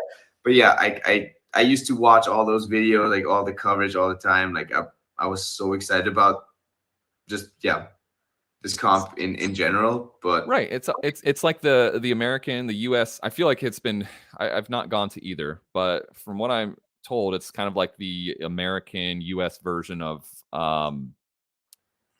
Winterclash, right? I always picture it to be that way too. Yeah. My thing is with this, Michael, is that this is going to be insane. Bittercold, I was getting mixed up. But BCSD is going to be absolutely bonkers this year. Yeah. And I know that we've talked about this on live streams before pretty recently about BCSD, but it's like, dude, this is shaping up. This current last final Bittercold Showdown is shaping up to be an absolutely epic, extraordinary event. And so my thing is like, how are they going to make it the last one? Like, if this blows it out of the water, I get going out with a bang, but it's like, dude, can you just sell the rights to the name to someone to keep this thing going? Like, what? How can we keep it going? How? I think there's no one to like take it from there. I think that is grab the torch, take the torch. I think no one really wants to go through all the organizing and stuff like that, which is a shame. But then again, I get it. I don't want to be that person either. Exactly right. Like someone do it. But I'm so bad at organizing. I'm so bad at organizing myself too. Like, it's enough for me if I know that next week I have one appointment. Then I'm like, oh God, this is gonna be in my head forever now. Well, or at least like until next week. So, and there's so much organizing there, and like so much phone calls you have to do, and like emails you have to write. I guess I only organized like 2 sessions at a local skate park, and that was fun to do, and I liked when it actually was happening. But up until the point, just like just like the casual contacting sponsors and stuff like that would just be enough for me. When like it's cool, it's somehow fun, it's interesting to see something new, but I'm good for that now. Yeah. Dude, the organizers are the unspoken heroes of our sport, dude. Yes, definitely. Because that's where the real work. It's one thing to show up and skate. It's a whole another thing to make it, to herd all the cats together and get sponsors and get prizes and get just the logistics behind it is enormous for even small events, dude. Oh yeah. And there's so many things that are just like that naturally occur, or to the viewer or to the audience it naturally occurs, but there's organizing behind that too. When you just like just like basic things that are happening where you have to like make sure that everything is sorted out like behind the scenes. So right. there's definitely not enough appreciation of that. Not even Is close. there a rider list on Bittercold Showdown, or are they just like let me keeping it a see. secret? I want to see who's gonna be there. Yeah, man. I've not heard about anyone up until now. Schedule. I haven't seen a FAQ contest. Why would they list? Contest. I don't see anything. Maybe we'll check Instagram, huh? Yeah. Maybe they have something up on there. Bittercold Showdown. Oh yeah. I read that they're gonna only do like one advanced inline skating comp or something. It's not gonna be an open thing or something. They're only gonna do like one advanced. Can you say that again? What? It's just one advanced inline comp. So like it's not like amateur division and pro division. Just like one pro division thing. That's it. Yeah. So it's like I think very much just like picked every rider out there. Right. They're just kind of lumping everyone in. This is from last one. That's gonna be just like one big show probably. Yeah, man, this is gonna be wild.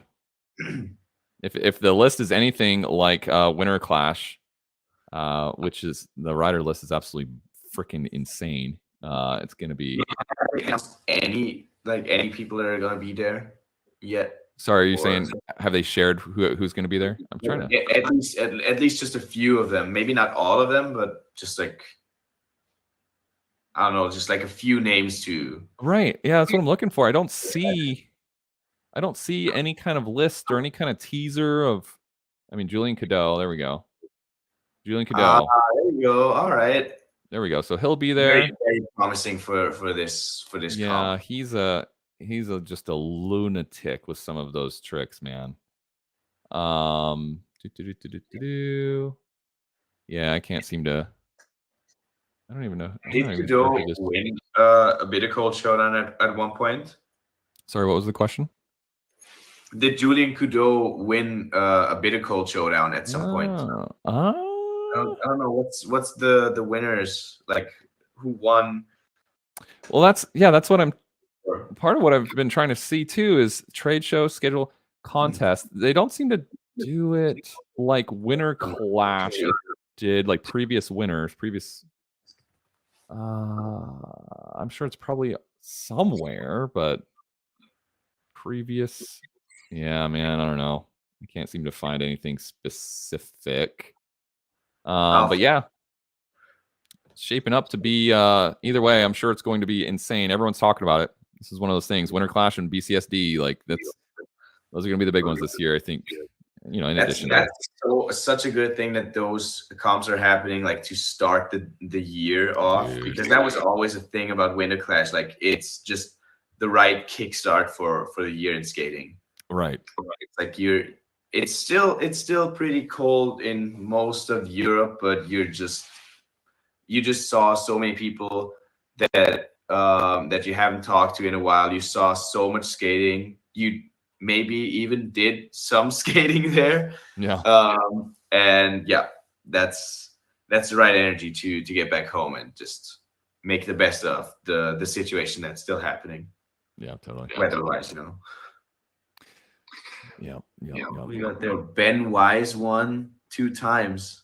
Oh, is that someone say that in chat? No, I'm on Roller News right now. Like there's winners from 2001 up to 2013. Okay. Yeah, Ben Weiss, man. I haven't seen his name in a while. I saw him. You did? About half a year ago. Not even half a year ago. Really? At Blading Cup, yeah. Oh, I didn't realize he was there. That's dope. Didn't you see like Instagram stories of a guy with like a full Gucci suit or something? Oh, like, yes, that's right. Yes, I do remember. Yes. That's right. Yeah. Damn, like I didn't know him before that. Like name was not familiar. Mm-hmm. And I was skating with Parker, and he's like, "Yeah, dude, I'm gonna go skate street with Ben Weiss now." I'm like, "All right." And I'm like, "Dude, don't you know who that guy is?" And like, show me, maybe the face, like the squawk or something. And he points to the guy with the all Gucci suit. Like, how am I supposed to know this person? Like, where would I know this person? But yeah, like I think people were really juiced to see him there, and apparently, like he killed competitions back in the day. Oh yeah, and dude, like bonkers. The guy's a lunatic. That's he's a lunatic, man. He used to be one of my favorite skaters growing up, actually. Oh, really? Mostly because we both had the same first name. But no, I'm kidding. But no, I think he skated K2s, and at the time, that is an important thing. Yeah, It does make a difference. It does. You know, we're basically the same person. I'm feeding off his. No, I think he skated K2s for a while, and I think I was on K2s at the time. So I'm like, oh, we're like Ben's on K2s. We're basically the same person. So Sean Michelson, thanks again for the $5 super chat here. Sean asks, what's stopping you from going? Let me sponsor your trip out there so someone can live stream the event for everyone at home who can't go. Yeah, let's go. You go there. You live stream it. Right. You talk about it. Well, shoot, man. I guess, Sean, I think we talked about this a while back, but, or at least I think you mentioned something on the stream. Either way, let's connect offline and see if we can make it happen, dude. Maybe, yeah, we'll figure it out. Thank you for the $5 super chat, and thank you for reaching out about that. Because it would be cool to live stream it. You need to figure out how I can get like reliable Wi-Fi, get a Wi-Fi puck. But anyway, all right, cool, man. So I kind of anything else you want to jam on? I hit my cool little list here. Oh damn, yeah, nice on the notes. Well, just like we were saying, because right on. I don't know if you've ever taken like a public speaking class or whatever, or like done like a PowerPoint presentation that's like graded. I don't know. Not really did PowerPoint up and like I did PowerPoint in school.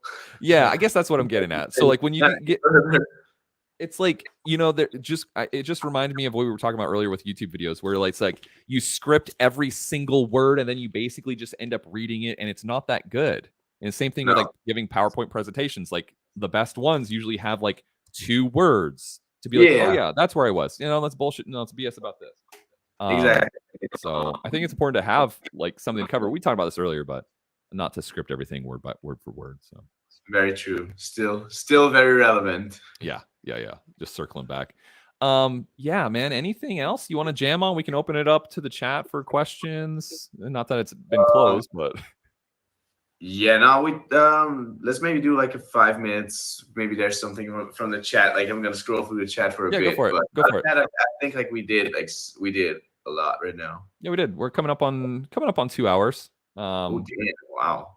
So I know it's getting probably a little bit late over there, your time. So, but I don't have to work tomorrow. Let's go. There's no rules. Party. Fuck yeah. But yeah, I'm just gonna kind of peruse through here. If you find anything you want to talk about, let me know. But people are suggesting that Austin and I should do videos together. Oh, please, bro, please. Yeah, I wanted to stay in New York longer last summer. I tried to go to New York this year again.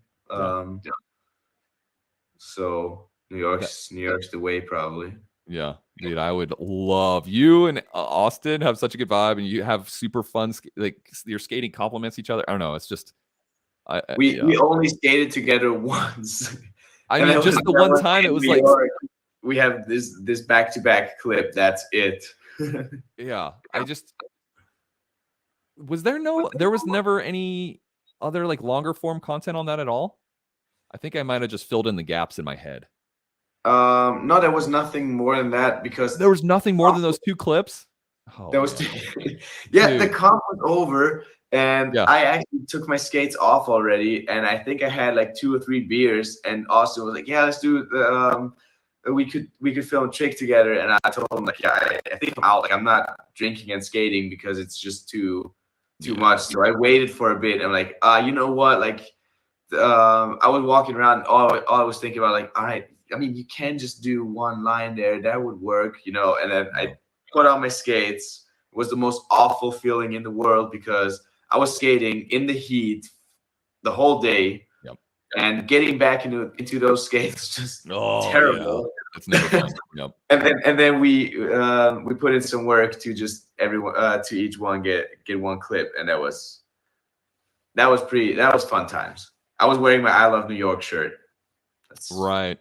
I think I remember why I thought this thought is that I'm pretty sure last time you were on stream here on the channel, I think we talked about that a little bit, and I think I got a little bit of a backstory, and so I have this whole story in my head.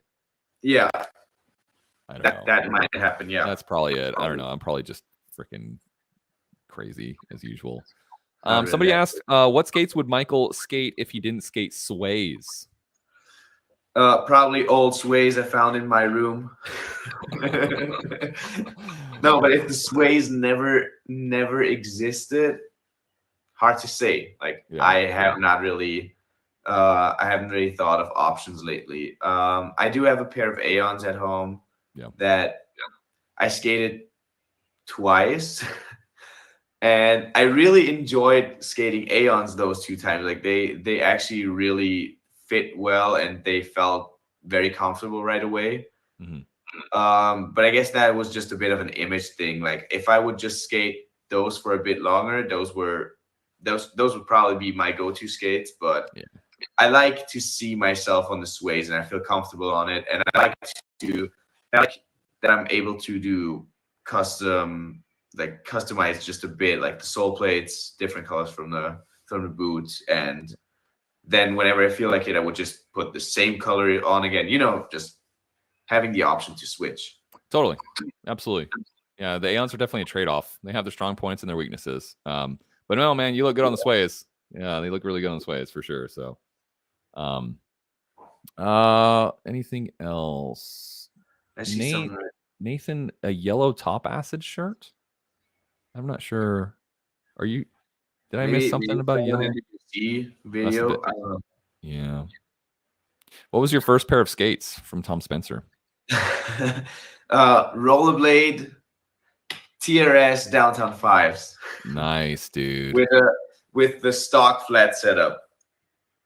With the stock flat setup, nice. That's important to note. I started skating flat, and I didn't know that there was an option to it. Like, those are the skates. Let's go. Oh, that's a terrible photo. Dude, the skate won't look any better on any other photo. But I remember, so I was trying to get into skating. I have never seen a video of skating. I had no idea what you could do or like what you were supposed to do. So I would just like, I could roll around. I was skating on fitness skates before, but those were the first ones where I could actually grind on. So I thought, all right, since there's a groove in the middle, you're probably supposed to do front sides.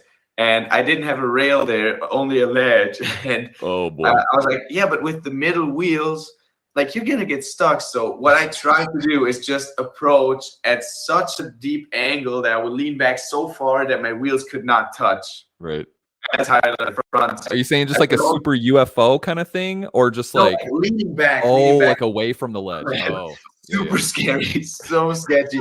I grinded like maybe like this far, and that's it. But and I had no wax, so that must have looked so awful. Oh man, that was 2009, and people were actually knowing how to skate at that point. Yeah, I mean, it's incredible how fast. I mean, because most people have been skating.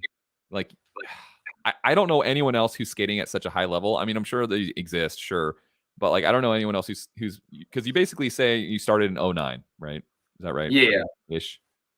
Yeah. 09. So 09, dude.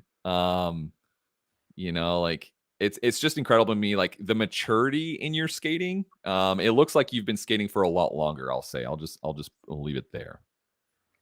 Thanks. But yeah, no, the DT5s, and dude, just in case you want to swap your cuffs out, you can basically not do it. Fuck off, basically, because you can drill them out if you we got the dope power strap though too, man. You can fuck off. Yeah, that's very well put. I don't know, man. I never did skate the oh wait, no, I had the 0.8s. Did you ever see the TRS 0.8s, I think, or TRS 0.8?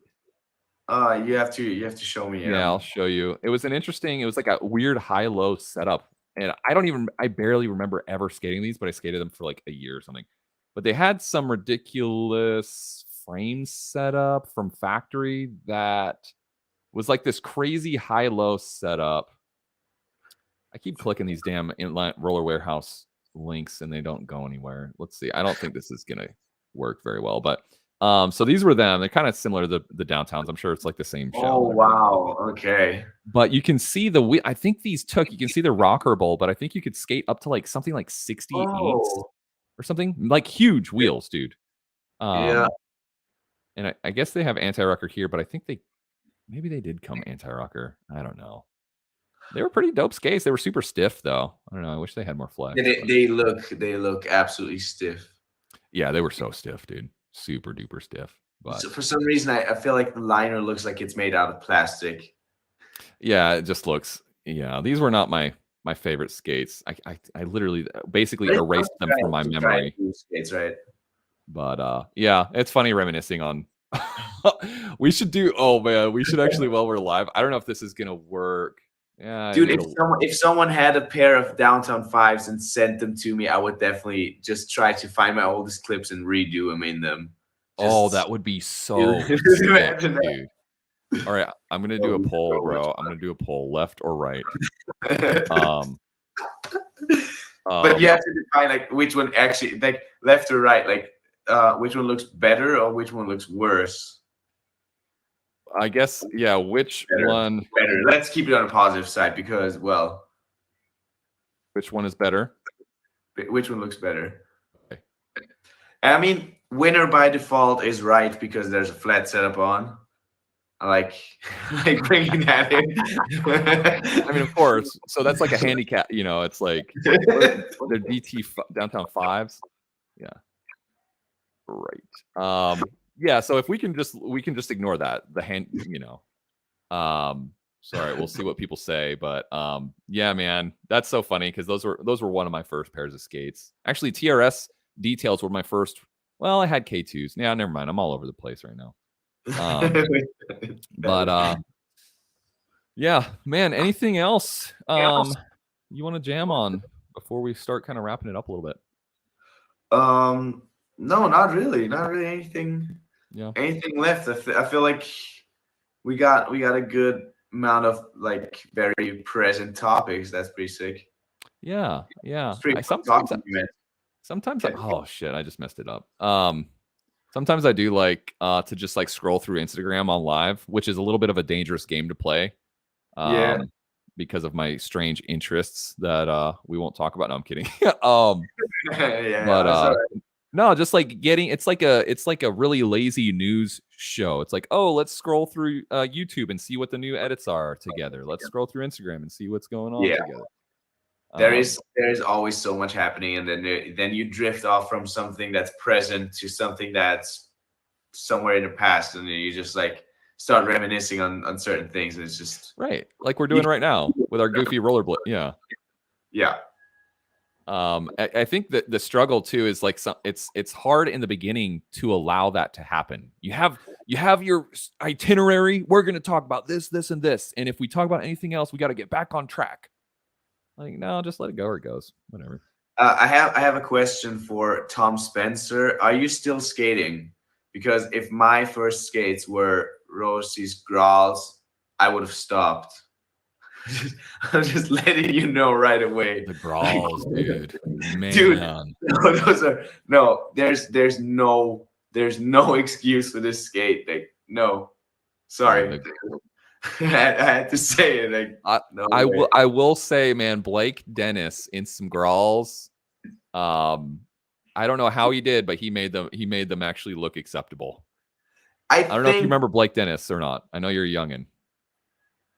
No, I think I saw Blake Dennis in Chapter 2, Vine Street. Mm-hmm. Mm-hmm. He had some ultras somehow, one way or another. He made the Grals actually look like, oh shit. Yeah, like, I think mostly about like pro models and everything. It's like there is like a person behind, or like behind specific skates. There's like a person behind it that you associate with the skate, and that makes the skate way doper. Exactly. And I don't have that. Like, I just see a skate that it looks absolutely weird to me, dude. And, yeah. I love it. No, it's awesome, because everyone, like, most of the community is like, we're all on a different spectrum on that, because like when we talk about like the TRS Lightnings, like I don't know really anything about the TRS Lightnings, but almost everyone in the chat, almost everyone, like a lot of people in the chat, like that was their skate. They have so many memories. They have so much, and I don't have those memories. They just look like old rollerblades. Neither I. So it's funny. There's just like different like time eras, So it's fun, man. I love jamming with you because you have a different perspective on skating, because you just haven't been around for 35 years like everyone else. How old are you again? 26. 26, man. Yeah, for sure. Yeah. For sure. Mike Radabaugh absolutely killed. Tim Taylor, was it Tim Taylor? Anyway, it looks like people like your downtown fives a whole lot more than my 0.8, bro. I also know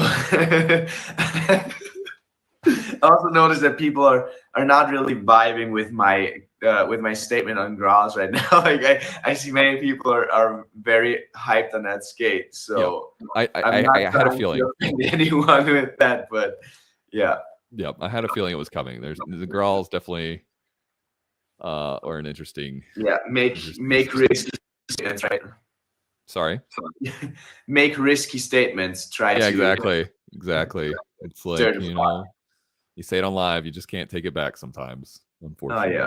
But, all right, dude. I think we'll wrap it up there. The Downtown Fives took 75% of the votes. 20 people voted. Thank you, everyone who voted. Go check out. I'm looking too. So all the clips there. Go check out all Michael's information down in the description if you want to support him on Patreon, or pick up our Insta360 1X2. I think they're called. I have one. I forget what it's called. They put up the X3 now. They put it's just slightly different name, bigger screen and a few more features. Very cool. Sick. But the 1X2 is actually enough to film Mine's skating. scratched. My lenses are scratched, dude. I'm so bummed about it. Dude, that happens so quickly with mine too. Like, it is an awful thing to happen. Yeah. Well, cool, man, dude. Thanks so much for coming on. It's super fun to jam. You're always welcome on the channel, and I look forward to you live streaming and seeing where your YouTube channel goes this year, man. Yes, sir. Right, maybe I'll hop on the next live stream again. You're always welcome, dude. If I'm live, that means that you are welcome to come on. Period. Standing invitation. Yes, sir. Sick. All right, brother. Well, thanks for jumping on, and we'll see you on the next one, man. See you around. Peace. Peace.